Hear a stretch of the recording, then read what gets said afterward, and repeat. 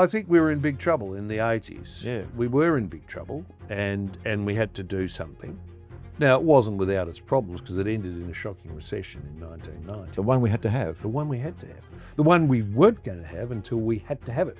And then we did break the inflation stick, apparently. Apparently, yeah, they heard it snap in the Treasurer's office. That was another one. I heard the inflation stick snap.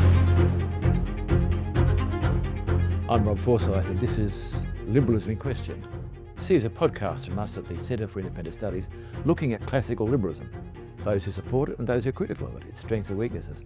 I'm delighted to have Peter Costello with me. Peter has been Australia's longest serving Treasurer. He served in business. He's been the chairman of Nine Entertainment and the chairman of the Future Fund. So there's not much about money or business that Peter doesn't know. Peter, welcome. Good to be with you, Robert. Have you always been a believer in liberalism, or have you come to it in your life? I guess, well, I don't think I was born with these views. I certainly, until I was of adult years, I wouldn't have understood free markets or how free markets work. And that's something I came to probably in my 20s, I would say. It depends what you mean by liberalism. If you mean, you know, were you brought up to think that you should be respectful of other people and of their opinions? Yes, I think that was very much part of my upbringing. If that's liberalism, I've always it's part of liberalism. That. I'm thinking more of the more classical liberal views that with government less is to be preferred than more, all things being equal, that markets are to be trusted, that the rule of law and so forth, in I guess as a way of a philosophy of both economics but also of society. Some people start off and change their views. No, I don't think I've changed my views very radically. I believe in the rule of law, right? The rule of law is a way of treating people equally within a common framework, which is dispassionate, which is not subject to arbitrary infringement, right? I believe in that very strongly. I believe that a society, generally speaking, will be better run if people are free to express their views, and you can debate out the differences and resolve them. And I believe that societies, generally speaking, will be more prosperous if you allow markets to operate. Now, I don't say everything should be run by a market. Obviously, there are market failures. Obviously, there are areas where government has to intervene. But generally speaking, where wealth comes from is innovation, what we call creative destruction. And this is best allowed for in a market kind of economy. And I think you look around the world, which are the societies that have done better economically, generally speaking, the ones that have pro-market. So in a sense, you're pragmatically liberal. It works. You think it works? I think it works. I think it works economically, and I also think it's a protection against arbitrariness. Right. You know, societies where government controls as all aspects of life are generally threaten people and expose them to arbitrariness and expose them, I think, to dehumanising policy. Now, in the Australian political scene, there are, I get one sense, a certain kind of liberalism is right across the board. No one's against markets completely. No one's for government tyranny or autocracy. But there are nonetheless varied views, aren't there? Yeah. Look, there's a big continuum out there, right? Right. And people end up in different points on this continuum, and political parties, and within political parties, you end up on different points. I mean, the only people that wouldn't be on these points probably, you know, people who believe in Marxism, communism on one side, or people who believe in fascism on the other. But the rest of us are somewhere along that continuum. And the consensus, I think, moves over time and moves both ways. But in the Australian political context, I'm probably more towards the freedom pole rather than the control front. I mean, people often talk about your government, in which you were Treasurer with John Howard, and the government that preceded you, Hawke and Keating. That was a significant revolution in Australian life, in the sense that liberal economic ideas and social ideas, now come to think of it, really dominated, so that the thing had swung. Why did it swing to that way in the 1980s? Well, I think in the thing that marked Labor particularly was liberalism on the exchange rate, right? Up until then, we used to fix our exchange rate, and it was Hawke and Keating who said that we won't fix our exchange rate. Now, this was part of a worldwide movement. This wasn't unique in Australia, right? Yep. Nixon took the US off the gold standard, right? And once the US dollar was floating, you were silly to fix your currency to something that was floating itself. When the US dollar was fixed to gold, we all fixed to the US dollar. We fixed to gold. The world was full of fixed exchange rates. So they significantly liberalised that. But there'd be areas that they wouldn't liberalise at all. They wouldn't, for example, be much interested in liberalising labour markets. Okay. Because they're labour and the trade union were very important. But they did liberalise tariffs. They certainly began to reduce tariffs.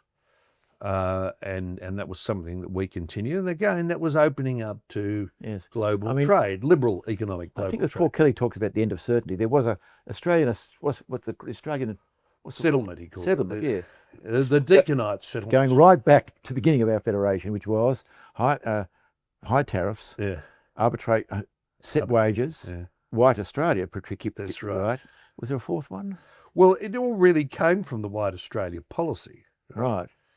The view was that we couldn't allow non-white people into Australia because they would undercut wages.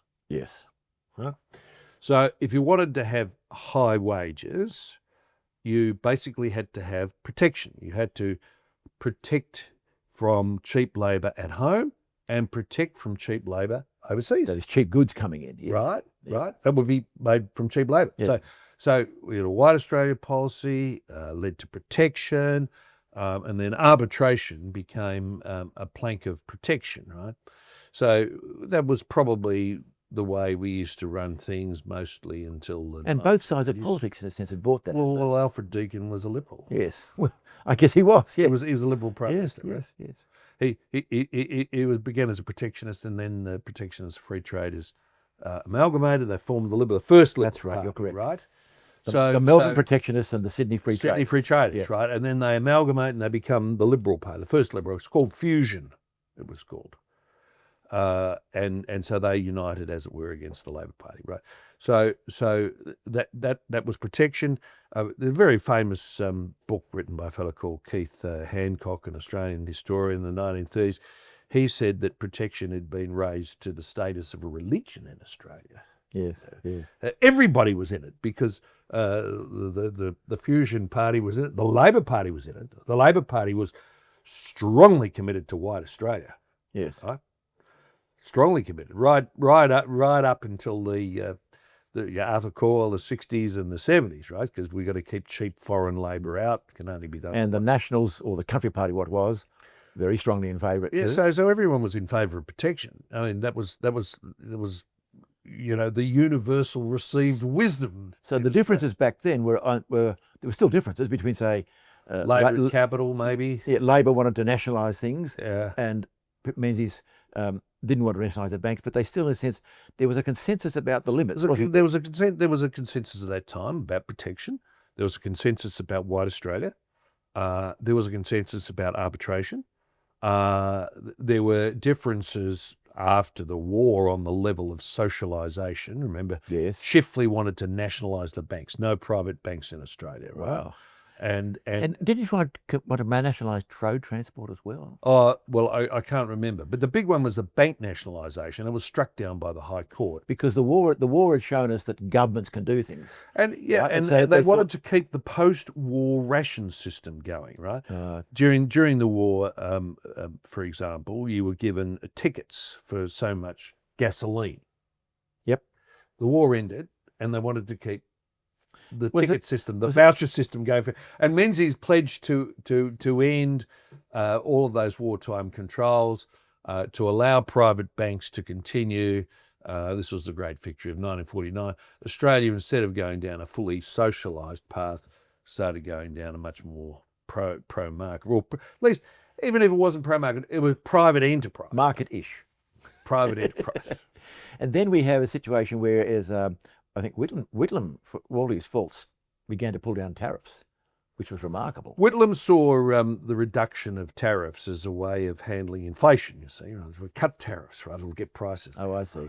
And like most things Whitlam did, bold announcement, but no follow through, no thinking through what this would mean, right? So yes. a lot of industries just went to the wall, right? But I think by the time we got to the 1980s, we realised... Go back to Fraser. Fraser was caught between two worlds almost, wasn't he? He was still, in a sense, thinking the Menziite way, but in his own group, and there were people, think tanks within the Liberal Party of the so-called dries. Yeah, Bert Kelly. And eventually his treasurer, who became the Prime Minister. Well, see, even in those days, you see, we had a thing which was called the Industry Commission, and you had to look at tariffs. You know, do we really need these tariffs, or is this just business rent seeking? Right? Surely not. And so you had the Industry Commission look at all these things, write reports, and Bert Kelly was one of the few that would sort of argue against the increase in the tariff. And he was a farmer, actually. He was a Liberal Party, and these ideas gained more and more ground that, you know, protection, it's being rorted by people who are getting it, but more importantly, it's making our exports more expensive, right?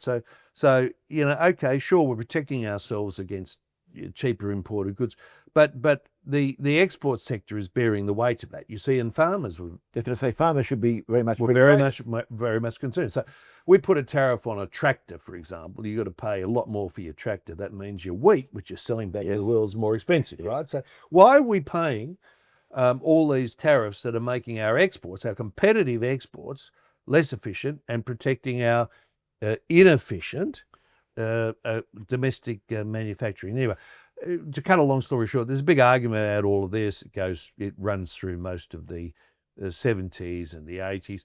And of course, once Labor started reducing tariff, they were the really big offenders. Once they started reducing, we're all in. This is the Nixon goes to China kind of thing. Exactly right. That the Labor Party was the one who did some of these so-called economic rationalists. Well, they sort of gave up. They gave up, you know, sort of justifying it all. Whitlam, as you said, and then later on.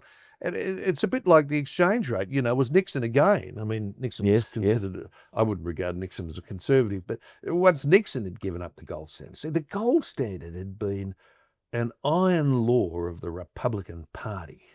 I didn't know that. Oh, yeah. Going right back to the beginning of the century. And it was populists like, what was it, William Jennings Bryan, you know, who gave a very famous speech against the gold standard. And conservatives in the UK... They love the gold standard. Famously, Winston Churchill bang it back on again. Yeah. They very dire results. So it was an article of faith. It was a gold standard, a strong money, reliable money, low inflation, stability. And so Nixon goes off the gold standard. Well, once Nixon's off the gold standard, who else is going to stay on it? It must have been. I mean, was there a sense in which things were running into the ground? I even heard when Keating talked to John Law's program, and he used a famous phrase, if we don't change, we'll become a banana republic. Like you had two treasurers, you and your predecessor, who had the popular cut-through, and that was a cut-through. Was he right? We got to the stage where unless we changed, we were going to be in big trouble? Oh, I think we were in big trouble in the 80s. Yeah. We were in big trouble, and we had to do something. And we began... free up the exchange rate, we began to reduce protection. Now, it wasn't without its problems because it ended in a shocking recession in 1990. The one we had to have. The one we had to have. The one we weren't going to have until we had to have it. And then but we did break the inflation stick, apparently. Apparently, they heard it snap in the Treasurer's office. There's another one. I heard the inflation stick snap in the Treasurer's office. But there was a culture because he was opposed, no doubt within those on the right, the rightish centre-right, no doubt, I don't know, I assume, but there also was a lot of left intelligentsia that were opposed very much to the changes that Labor were doing. Yeah, I think so. They were forecasting doom and gloom. Yeah, I think the left of the Labor Party probably didn't think this was a good idea. The right went with it, not fully, but to quite an extent. And then, of course, when the Labor government was thrown out in 1996, the Liberal Party came back to office. I was in government, and we took pro-market reforms a lot further. Did you see a kind of, that got you a certain way, a kind of chance to move things on, to continue reform? And move them in areas that Labor wouldn't. Yes. Including labour markets. What other areas were you? Orderly marketing scheme. We had a thing called competition policy. We began winding down the orderly marketing schemes, particularly the rural schemes, and of course the big one, taxation reform. Right, so we introduced broad-based indirect tax, which is a GST. Oh, wow, amazing! I do remember those days. I remember that, and cut income tax. So we reweight the taxation system, so you get more from consumption rather than earning. So that'll help people earn. Explain this to me, because I'm not an economist. You can well know. A good.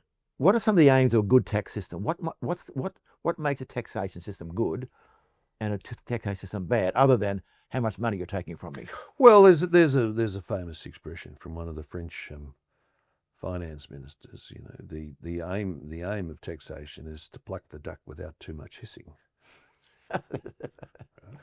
Meaning, well, you've got to get enough revenue to run a government, but you try and do it in the least intrusive way, right? And the way which is best for economic growth. Okay. So some forms of taxation interfere with the economy much more than others. Much more than others. Right. Exactly right. And which kind do?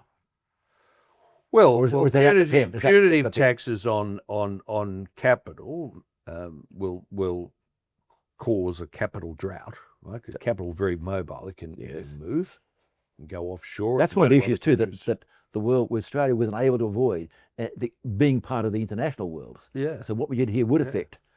Government can't control. And I would argue also punitive levels of taxation on income means that people don't work because they're not going to get anything back from it. So I would argue that it's better, therefore, to have taxation on consumption, right? Right. Because that's something within your borders, something that everybody's got to engage in. You put a tax on the goods and services that they buy, GST, goods and services tax, right? Put a tax on things that they buy, and reduce taxes on capital and income. The criticism is that means that everyone pays the same rate of tax. The criticism of that is, yes, if you're a poorer person, you're paying 10%, and you're a richer person paying 10%. Of course, the fact of the matter is the richer person's spending a lot more, so their 10% is a lot more. They're actually paying a lot more. Yes. So the same rate, they're paying a lot more. That's the criticism. And our answer to that is, if you want to equalise, you do that through your welfare system, not through your tax system. Right. Focus your tax system on plucking the duck. Yes. And focus your welfare system on looking after the vulnerable. You try and run a tax system for social welfare objectives, you won't do tax well and you won't do welfare well. Right. And that's the great temptation. Focus. That's the great temptation, to put them together. Focus, you know. What are you there for? Not every arm of policy is there to do everything. Yep. Right? And if you say to an institution or a body, I've got 5 objectives for you, right? They might do all of them 20% well. But if I have one objective for you, and I want you to do that as well as you can, 100%. I've got a different objective for this institution over here. I want to do that. It can focus on that. You tend to clarity of focus. Clarity of mission and focus. And you try to hold them accountable. So, with monetary policy, for example, interest rates. Yep. What are interest rates there to do? Well, I would say we ask our central bank to keep inflation down. People say, oh, no, central bank, it should keep inflation down, it should keep employment up, it should help with the greenhouse transition, it should help with this, and this. Now, if you were sitting in a board meeting with multiple objectives, you probably wouldn't do any of them well. So I said, no. You see, we'll focus the Reserve Bank on inflation. We'll give it an inflation target. You just work to that target. We'll hold you accountable to that target. I'm not going to ask you to do environmental policy. I'm not going to ask you to do tax policy. I'm not going to ask you to do fiscal policy. I've got other things that can do that. And that's key. I don't know the answer to this question. When did the Reserve Bank become an independent? Well, it's a very good question. It was a process, but the first agreement that a treasurer entered into with the bank, giving it formal independence, was the one I entered into. So you were the one who set it free. Well, I gave it the inflation target. I think it was 1998. I think. So before that, did the government itself set interest rates? Yeah. And the point of separating it out is to keep politics out of it? That's right. Because politics is not clarity. Well, That's the government your point. not clarity. That's right. It's all these other purposes. I see your point now. The government, you know, an election would come up and the government would say, right, we'll cut interest rates. Yeah. Some of them will say, but that'll set inflation off. Don't worry. That's next month. That's next month. That's our next problem. So the idea was, we'll take that power and we'll give it to an independent centre. Right. We'll give it a target of 2 to 3% inflation. We'll hold it accountable. It's just got to do that. And rather than have it set by the government for political need, be done by experts. Doesn't mean they're perfect. They make errors, and I've often said, and you'll appreciate this point. People say you shouldn't criticise the Reserve Bank. I mean, it does make mistakes. You know, as I often say, it's not an ex cathedra announcement. And even ex cathedra can be wrong. Even that can be between you and me. but it's not ex cathedra. It's a group of people. They make mistakes. They should be subject to scrutiny. But we know what their focus is because we've given it to them. We're asking them. This point of clarity is a key point. Absolutely. In your time, what other reforms can you remember were important in that period? Well, I think the fiscal thing, you know, balancing the budget, running surplus, and paying off debt. Right. And we got to a point in 2004 where we had essentially paid off all Commonwealth government debt, debt free. We announced a debt free. Now this is a key part of normal liberal economics, that smaller government is on the whole regarded better than bigger government. And again, you see, I would say focused. Limited government can be more focused government. It can do the important things well. But if you want to say the government should be concentrating on everything, all aspects of the economy, all aspects of wealth, all aspects of everything, you know, it'll be big. Will it be efficient? Why is big government not? Why is government not as efficient as the market? Trying to do too much. Also, I often think of Friedrich Hayek's comment about knowledge, that we're all limited in knowledge. The idea of one up top person running everything would need to know an awful lot. Yeah. Let the people out there make their own decisions. Make their own decisions. Let the price be a form of information. I think that's right. And this is the point that Adam Smith made. You know, yes, that's right. The government. What's sort of more important to a person than food? Right? Can't live without food. Right? So why don't we, and the Soviets said this, give food production, distribution, and retail to the government? Why don't we do that? Right? Why shouldn't the government produce all? Guarantee it, yes, of course. Guarantee everybody enough to eat, right? This is what the Soviets said. And they took over food production. Well, what happened? Food production fell, just fell. You know, people started dying of starvation. Because what actually kept the food production system going, this is Adam Smith's key insight, is price, you know, the invisible hand, the markets. You know, the baker doesn't make his loaf of bread because he likes you. The baker makes his loaf of bread out of self-regard. And the butcher doesn't. And the odd thing is that and it works. You know, it actually works. Self-regard leads to the lifting the benefit for all. Right, and we know. Look around the world, where those countries that have market economies generally have the best food production. Let me give you an example of a country that doesn't have a market economy on food production: North Korea. People die of famine in North Korea. There's a society. It's terrible to hear that. That can produce nuclear weapons. It's very advanced, and it controls food production. You know, people die of famine in North Korea. I've heard that. That's terrible to hear. Now, there is a place, the thing called market failure, though. Yeah, sure. What is a market failure, and why should government? A market failure is when the price signal, you know, is not directing proper investment and proper services. Right. It might be because people can pass off the costs of what they're doing to someone else. It might be all sorts of reasons. But when you see that, there's a role for government to intervene and to... I mean, you were involved in selling things too, weren't you? Yes. Well, so I was involved in the privatization of Telstra. Yes. Right? Whatever you think of Telstra. There was no reason why the government had to run the telecommunications company, point one. Point two, there was no reason why the government should have a monopoly. You've got to remember. That's the point, I think. It was a monopoly. You've got to remember, it was a monopoly If you know, today, if you don't like Telstra, you can go to your internet provider, you don't have to go to Telstra, you can go to somebody else. There's a whole lot of them out there. Some of them giving you a much cheaper service. Now, Telstra would say, "Oh, it's cheaper, but it's not as good." But okay, we'll let them decide. Yeah, that's right. That you're deciding what you want. In the old days, when Telstra had the monopoly, and I can remember I had personal experiences. You wanted a phone, a fixed line phone in your house. You put your name down. You had to wait because there was a list, there was a queue. Yes. And they would say, "We can connect your phone in 2 weeks' time."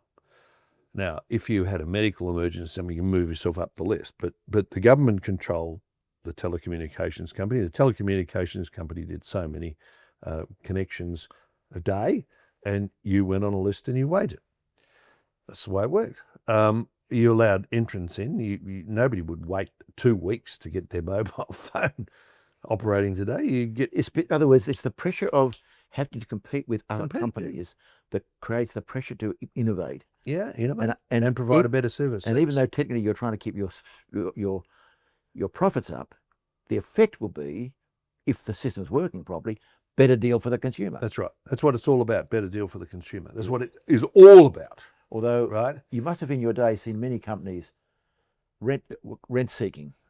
Oh, sure. Trying to use the government to protect them against. Right. If there's not competition, suppose somebody gets a monopoly. That is a market play. Yeah. Suppose somebody gets a monopoly, then they're going to say, "Well, I'll just put my prices up and up and up," because where else are they going to go? And you have seen that even more recently. I'd say, for example, I think Qantas got a near monopoly on domestic aviation. Yes, they may be. And they put prices up. Yes. And the service declined. That's why you need effective competition in the aviation. That's where the government has to come in to try and prevent if there's monopolistic behaviour. Yeah. I mean, a monopoly is a market failure.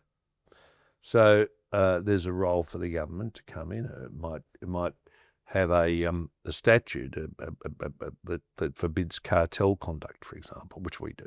Getting together with your mates and putting up prices. Yeah. Adam Smith knew all about this too. He talked about, he's got some phrase that says, men of the same profession seldom meet together, that they're plotting against talk turns to raising prices. That's right. Virtues never gather together unless they soon. He understood very, very.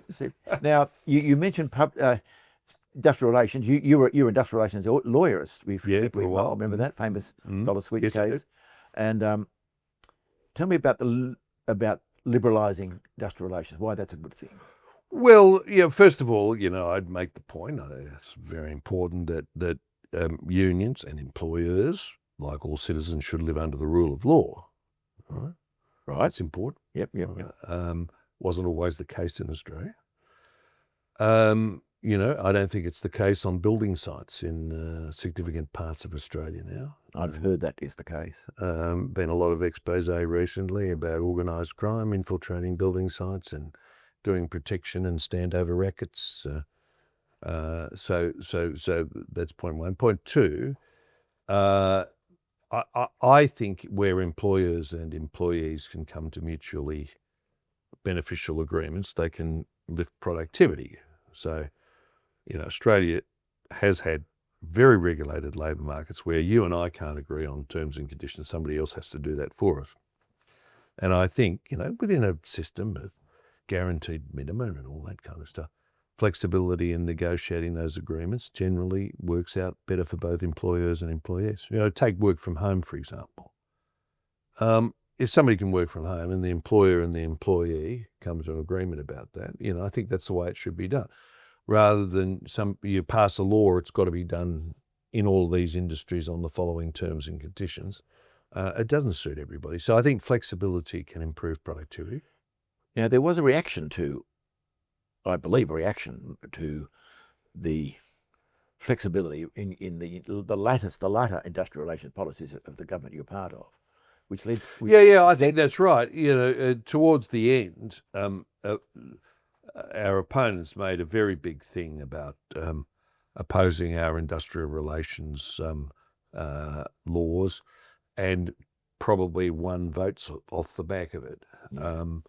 I mean, am I right that when your party lost government, both sides effectively got less interested in liberalism? I think that's right. Why?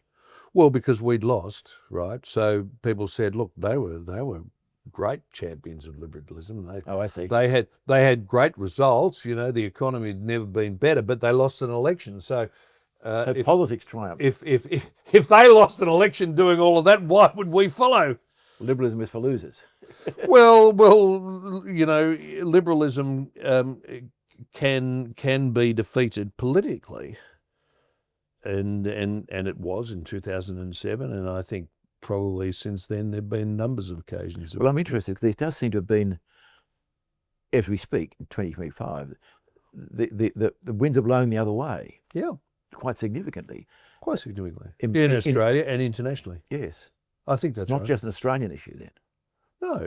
No, and you watch the US administration. President Trump has been reimposing tariffs on everybody, and the idea of government buying stuff, buying companies, and all the rest of it. So even on the Republican side of politics in the United States, there's been a pushback. I think. Is this to do with, was it the global financial crisis? Was any events? I think with Trump, it's been not just Trump. I think the bigger mood. The bigger mood. I think in Australia we had the financial crisis of 2008, and it was a lot of it was blamed on free market. That's right, and particularly the Labor Party. Kevin Rudd was the Prime Minister at that stage. Said, "Oh, that's where free markets lead you. They lead you to financial crises, so we can't do that anymore." So the government got to get much more active. And I would say that was the first big step up in regulation in Australia. So the second big step up was 2020 COVID, right? Yes. So we come into COVID, and rather than sort of let people go on with going to church, kids going to schools, businesses staying open, the government says on health grounds this time, you can't go to church, kids can't go to school, and you were Victoria with the Ring of Steel down where you were. Well, the state premiers put up blockades on the borders. Astounding. Or not just Victoria, by the way. No, Queensland, where we are at the moment. If you're from New South Wales, you couldn't get into Queensland. They had police at the border here. Am I right? There was actually a plan before. Yeah, we had. There was a plan for pandemics, but no one kept it. Well, our health department had a plan of how we would deal with a pandemic.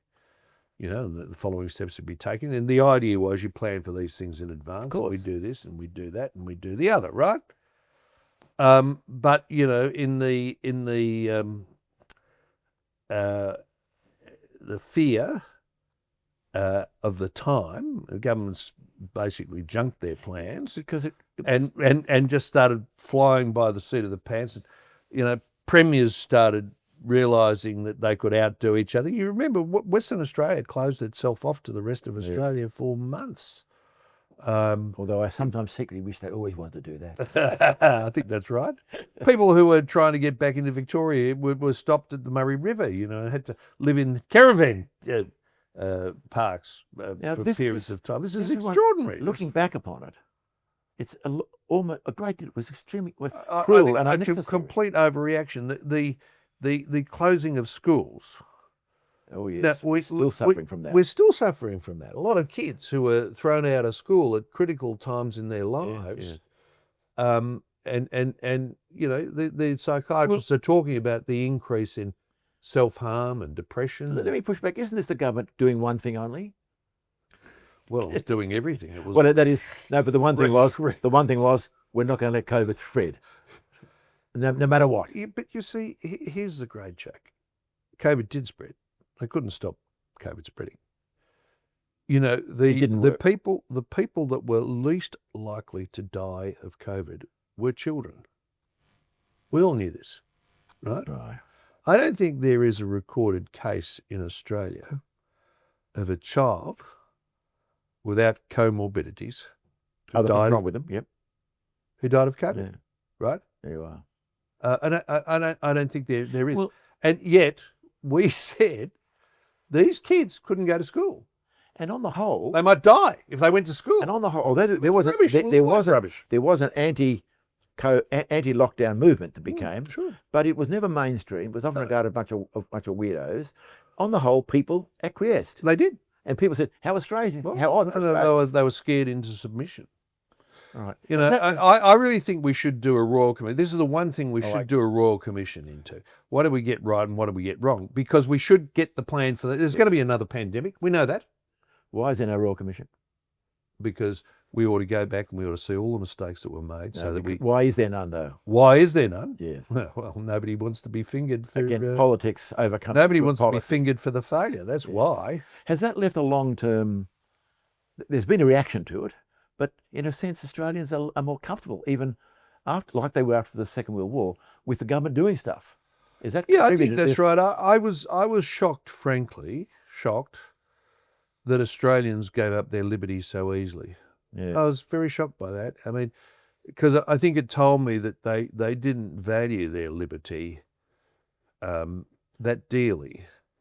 You know, particularly when there was a period when people were told they could have 1 hour of exercise a day. You had to be locked up in your own home 23 hours a day. I mean, really, people took this. And there was a famous 5-kilometre circle.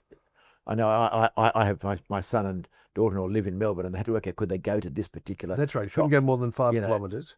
And there was a ring of steel around Melbourne. You couldn't go out of the ring of steel or into the ring of steel. Why? Can you tell me this? Here's an interesting question. So Victoria had the toughest lockdown in Australia. Did it have the lowest death rate in Australia as a result? Do you know the answer to that? Oh, it didn't. There you are. So what did the lockdown do? Yes. Because this brings back to the point, you talked about how that when the party you were with lost power in the 90s. Lost power in 2007. 07, how can I forget 07? The fact that you'd lost power discredited, in some sense, the liberalism itself, not the Liberal Party. They're separate things. And so there was a pendulum swing, no doubt kicked along by the GFC, kicked along particularly by COVID. And you said politics had overcome what really was good sense because it had been successful. Does this mean that liberalism needs some much more serious defenders? I think that's right. And that assuming that it's just going to be natural is a big mistake. No. I would say liberalism is in the retreat in Australia and globally in the West. And I would say this is not a given. There's not some natural order. It needs people to defend it. And like anything, if people don't defend it, right, it will atrophy, like anything. And that's the danger at the moment, you think, Peter? And I think support has fallen. There are young people growing up today who've never seen what true liberalism is like in practice. You got to remember, I left government nearly 20 years ago. So, and unless you're over 50, you don't remember what we were doing. So, and they haven't seen, they've lived under the COVID lockdowns and all the rest of it. And I think, if they don't hear articulate people explaining this. And it's still, liberalism in a sense is counterintuitive. This is one of its problems. Normally you think, there's a problem, the government should do something. Yeah, that's what people think. In Australia, that's what they think. Liberalism says, rather paradoxically, in some cases, not doing something about it and letting people do what they want to do will turn out to be a better solution. That may be true, but it's not. Or maybe voluntary activity. This is the other thing. It's not obviously true if you want to stop. No. And politicians will always tell you, I've never had a politician ever who says, we can't do much. No, we've promised it all. We can do it. We can do it. I remember sitting in the cabinet once and one of our ministers said, family breakdown's a terrible problem in Australia, right? Which I think it is. So we've got to do something about it. And I said, why don't we pass a law saying, nobody should get a divorce? You think that would be effective? No. There are some things actually that governments can't do, right? Right. And this is where the voluntary sector comes in. Yes, and that's been, I believe, in decline. And that's been in decline. I think part of the reason it's been in decline is government's doing so much, right? Yes. There are just things that government can't do, and we should accept. In fact, if you're right, not it can't make do, people good, but by doing things, they can make things worse. And not just worse. Not just they're impotent, they can be inadvertently malevolent. Yeah, why don't we just pass a law saying everyone should be good? Okay. I think that will fix that problem. That's next problem. I think that'll get a majority support in both houses. Right. Because we know the fact that the government passed the law to say everyone should be good will make no difference at all. In fact, in some cases, they've got laws to try and prevent some vices turn out to be counterproductive. Even though the vices are genuine vices. Sure. Right. I mean, we some things it just can't do. Some things counterproductive. I mean, prohibition was one of those cases. I mean, people who wanted to prohibit alcohol, they were well intentioned.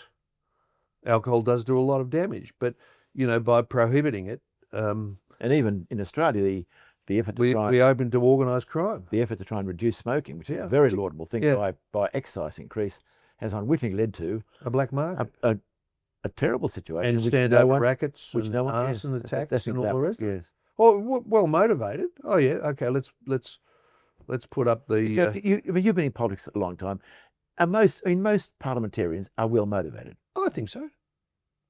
Yeah, I think they're not just in it for themselves. There are no doubt there are the rogues. Of course, like any occupation, but on the whole, they're bad people. But on the whole, they're well-meaning people. But like most occupations, most people are good. I think. The judgment, it's just when they fail. It's a judgment. Yeah. It's the judgment. I would say tobacco excise is a classic example. Yes. We kept on increasing the tobacco excise, by the way, which is raising less and less money, right? Because what? The famous Laffer curve. There's a point at which black market. You increase the rent. The tax you tax something so high, people will stop doing it. Tax will go down.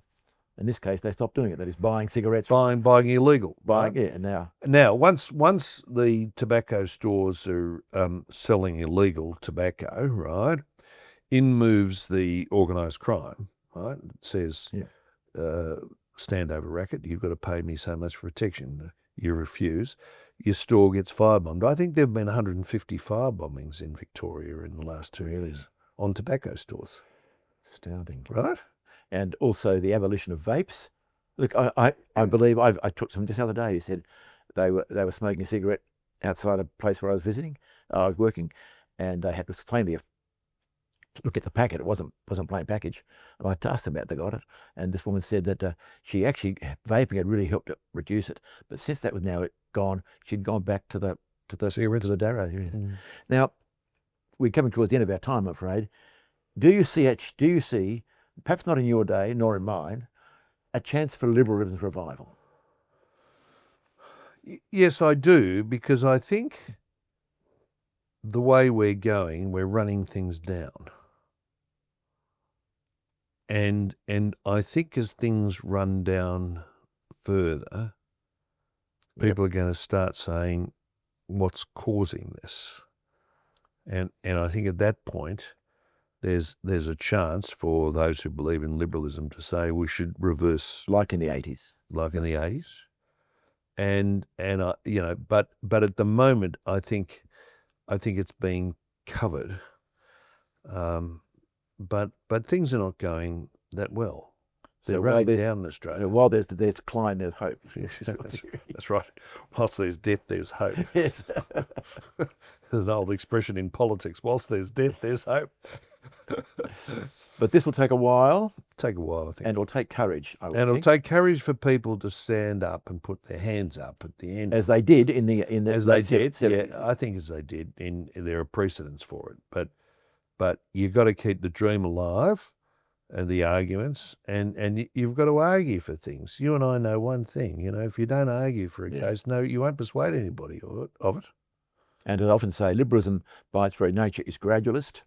It's not strongly ideological, not top down, and therefore that's its strength, really. It is its strength, but that's also its weakness. Those who promise you a perfect outcome, if only we did this or that, it's very exciting. But dangerously misleading, whereas liberalism is the very moderateness of liberalism. It is moderateness and evidence-based, and Yeah. you know, you think of Edmund Burke, a classic liberalism, evidence-based. You know, Burke said, I think you know, you should operate on society like you would operate on your sick father. You know, With gentleness, gentleness, yes, that's right. carefully. Don't go any further than you have to. So that's a conservative, moderate form of liberalism. Well, I would there have call been Edmund Burke a classic liberal. That's classic conservative. We use mixed English I'm thinking liberalism. there have been at times radical liberal change. I'm thinking of Argentina, where a society so sick that the the president there was really radically changing. Sort of more like libertarian, I think he is. But you think of classic English liberalism, you know, it's careful, it's evidence-based. It was always free trade, you know, sound money, don't overreact, balance powers so that you don't have authoritarian dictators. And so what we have to do is be enthusiastic for that moderate and reserve system. You're a very enthusiastic person.